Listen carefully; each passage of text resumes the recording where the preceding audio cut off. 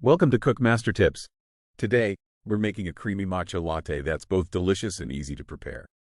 This perfect blend of smooth matcha and rich, frothy milk will give you a refreshing boost any time of the day. Let's get started. Creamy matcha latte. Ingredients.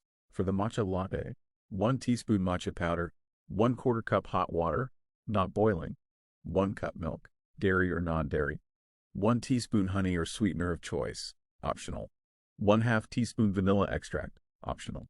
Directions: sift the matcha powder into a bowl to remove any lumps. Add the hot water to the matcha powder and whisk vigorously until the matcha is fully dissolved and frothy. In a small saucepan, heat the milk over medium heat until steaming. Do not boil. If using, stir the honey or sweetener and vanilla extract into the warm milk. Pour the matcha mixture into a mug, then pour the warmed milk over it. Use a frother or a whisk to mix and froth the latte until well combined and creamy.